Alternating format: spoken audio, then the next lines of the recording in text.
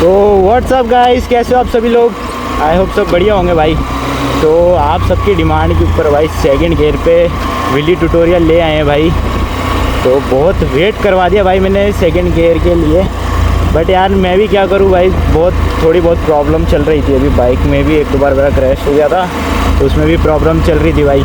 तो बट लेकिन फाइनली अब आ चुका है ब्लॉग, तो करते हैं चालू बिना किसी देरी के। अपन ऑलरेडी ट्रैक पे ही हैं। हाँ तो भाई सबसे पहले तो मैं यही बोलूँगा, सेफ्टी गियर रखो अपने, मतलब फुल सेफ्टी गियर।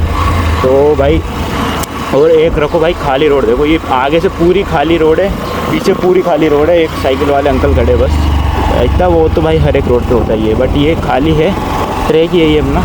तो अब बताऊँ मैं आपको करना क्या होता है भाई।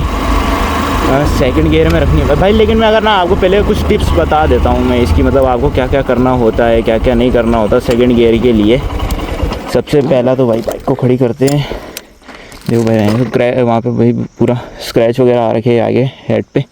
ये मेरा क्रैश हो गया था भाई, इस वजह से मैं वीडियो ट्यूटोरियल भी लेट हो गया। तो देखो भाई करना क्या होता है, सबसे पहले तो आप भाई जो पीछे का टायर होता है ना, इसके अंदर थोड़ा एयर प्रेशर कम रखना चाहिए, क्योंकि ज़्यादा होता है ना फिर डिसबैलेंस करती है बाइक। अब मेरे को तो पता नहीं है एग्जैक्ट ये कितना है इसमें, बट देखो थोड़ा बहुत दब रहा है हाथ से। तो बट पता नहीं कैमरे में दिख रहा है कि नहीं, बट थोड़ा बहुत दब रहा है हाथ से, मतलब ठीक ठाक होना चाहिए। तो और आगे वाले टायर से तो अपन को ज़्यादा रिलेट है नहीं, बट थोड़ा बहुत उसमें भी कम कर लेना, क्योंकि क्या है कभी एकदम झटके से गिरती है ना बाइक नीचे, तो उसके अंदर बहुत दिक्कत आती है। कभी कभी आगे वाले टायर पे बैंड वगैरह भी आ जाता है एलॉय पे। तो अब मैं बता देता हूँ आपको रियर गियर का करना क्या होता है। अगर आप कर रहे हो SP 125 में, तो भाई इसके अंदर आते हैं, यहाँ पे ना कॉम्बी ब्रेक लगा रहता है भाई। देखो ये मैंने हटा रखा है, ये कॉम्बी ब्रेक हटा देना, बहुत गंदी चीज़ है भाई ये। हाँ मतलब अगर स्टंट्स वगैरह कर रहे हो आप तो बहुत गंदी चीज़ है ये। और अगर नॉर्मल चला रहे हो तो अच्छी चीज़ है, कोई दिक्कत नहीं है उसमें, बट स्टंट वगैरह करने में भाई बहुत गंदी चीज़ होती है ये। तो अब मैं बता देता हूँ आपको रियर ब्रेक का। तो इसमें तो नहीं पता चलेगा, मैं बताऊँ कैसे, मतलब टाइट नहीं होना चाहिए। देखो मेरा कितना लूज़ है ये, इतना ब्रेक मेरा फ्री है, उसके बाद जाके थोड़ा लगता है, तो इतना आपको रखना होता है, ये इतना फ्री होना ही चाहिए। अगर आप पूरा टाइट रखोगे ना तो वो ज़्यादा दबाना पड़ता है, तब लगता है। अभी देखो जैसे इतना फ्री, अब मैं यहाँ पे दबाऊंगा ना इसको, तो ये हल्के, मतलब इतना हल्के टैप में भी अच्छा खासा ब्रेक पकड़ लेती है बाइक। ये आपको सबसे ज़्यादा तो नोटिस रखना होता है पीछे का ब्रेक का, क्योंकि यही काम आएगा। अब मैं आपको बताता हूँ करना क्या है बाइक अपन, मतलब अगर देखो एक चीज़ और, अगर आप कर रहे हो सेकंड गियर में व्हीली, तो भाई अगर आपको प्रॉपर ब्रेकिंग आती है ना तभी करना। अगर ब्रेकिंग नहीं आती तो इससे पिछली वीडियो जो मैंने डाल रखी है उसके अंदर मैंने बताया है कि आप ब्रेकिंग कैसे सीख सकते हो। भाई कंफर्म बता रहा हूँ मैं, अगर आप 5 दिन भी अच्छे से प्रैक्टिस करते हो ना उस चीज़ की, 5 दिन के अंदर आप ब्रेकिंग सीख जाओगे भाई, 5 दिन के अंदर मात्र। और अगर आपको ब्रेकिंग आ गई तो लॉन्ग व्हीली में दिक्कत ही नहीं है, डायरेक्ट भाई गेयर शिफ्ट का झंझट ही नहीं। मैं डायरेक्ट सेकंड गियर में बता रहा हूँ आपको कैसे करना है। गेयर शिफ्ट में भाई मेरे को भी अभी बहुत प्रॉब्लम आती है गेयर शिफ्ट में, क्या बाइक की क्लच प्लेट वगैरह बोल जाती है भाई, बहुत आवाज़ करने लगती है बाद में, तो प्रॉपर मेंटेनेंस रखना पड़ता है उस चीज़ का। तो अब मैं आपको बताता हूँ करना क्या है। कार वगैरह आ रही है भाई पीछे से। सेकंड गियर में रखनी है बाइक। स्पीड अगर आप स्टार्टिंग में करो, अप्रॉक्स स्पीड आपको 20 के आसपास या 20 से थोड़ा बहुत 21, 22 इतना रखोगे तो ईजी पॉप होगा। बट इसके अंदर होता क्या है भाई, अगर आप ना थ्रोटल देके सीधा खींचोगे ना, मतलब थ्रोटल देके सीधा क्लच छोड़ोगे ना फर्स्ट गियर की तरह, तो नहीं उठेगी। देखो जैसे मैं बताऊँ भाई, नहीं उठेगी, कितना ही दम लगाओ। ये आपको बॉडी वेट से उठानी पड़ेगी भाई, जितना आप बॉडी वेट लगाओगे उतना जल्दी पॉप होगी। जैसे कि मैं बताऊँ, ये हमने करी 23 स्पीड। अब मैं थ्रोटल पूरा खींचूंगा, देखना पूरा थ्रोटल खींच दूंगा और फिर क्लच छोड़ दूंगा और थोड़ा ऐसा खींचूंगा बाइक को ऐसे पीछे करके ऐसे। तो देखना आप कैसे पॉप होती है। मेरा ब्रेकिंग वाला पैर देखो भाई,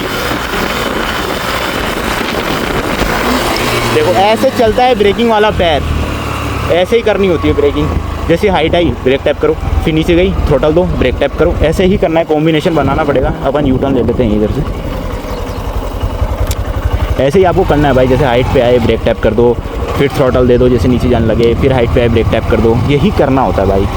रियली मतलब इजी तो नहीं बोल सकते, बट अगर प्रैक्टिस करते हो ना, अगर ये जो मैं ट्यूटोरियल देख रहे हो ना भाई, मेरा मोटिव यही है इस ट्यूटोरियल का, अगर आप ये ट्यूटोरियल देख रहे हो तो इसके बाद आपको कोई ट्यूटोरियल देखना ही ना पड़े भाई सेकंड गियर के लिए। तो यही है मेन। अगर आप कर रहे हो हाई सीसी बाइक से कर रहे हो तो भाई जैसे अगर ट्यूब 200 है आप पे या फिर NS 200 है तो भाई वो इतनी ज़्यादा स्पीड पे नहीं उठती, हो जाती है पॉप, बट उसमें दिक्कत आती है अगर आप बिगिनर हो तो इतनी ज़्यादा स्पीड पे नहीं उठती, वो 70 या 18 की स्पीड के आसपास उठती है क्योंकि वो थोड़ी हार्ड बाइक होती है। और फिर ज़्यादा एक्सट्रीम पावर वाली बाइक तो भाई उठ ही जाती है, वो तो भैंस की ऐसे बिना ऐसे करके रेस खींचोगे इतने में उठ जाएगी भाई, उठ तो ये भी जाती है, फर्स्ट गियर पर उठती है। बट देखो भाई दोनों दिखाता हूँ मैं आपको, ब्रेकिंग वाला पैर भी दिखाता हूँ इसमें और थ्रोटल वाला हैंड भी दिखाता हूँ कि क्या कॉम्बिनेशन बनता है दोनों का। पैर देखो भाई, हैंड देखो। अबे यार भाई, हाँ देखो अभी जैसे मेरे साथ हुआ ना, अभी डिसबैलेंस हो गई थी बाइक, पूरा ऐसे टेढ़ी मेढ़ी हो गई थी।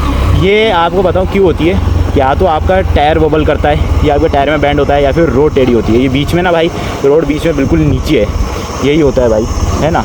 तो एक बार वापस यूटर्न ले लेते हैं आगे। तो भाई ब्रेकिंग वाला पैर जो होता है ना, ये कभी मत हटाना ब्रेकिंग से व्हीली के टाइम, क्योंकि भाई यही पैर आपको बचाने वाला होता है। अगर आपकी बाइक हाइट में आ गई और फिर कुछ भी हो सकता है भाई, भगवान ना करे।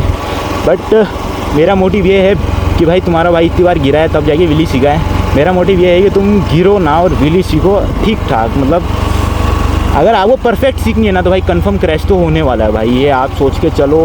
फिर अगर आप सोचते हो कि भाई गिरेंगे तो हम नहीं कर रहे, तो भाई फिर मत रहने दो, उसमें कोई वो नहीं है भाई। बट सेफ्टी के साथ प्रॉपर करते, थोड़ा आगे चलते हैं यार, है ना भाई। यही होता है, अगर आप थोड़ा सेफ्टी के साथ करते हो तो भाई ये होता है कि अगर गिर भी गए तो नहीं लगेगी, तो सेफ्टी तो अपनी पूरी रखो भाई।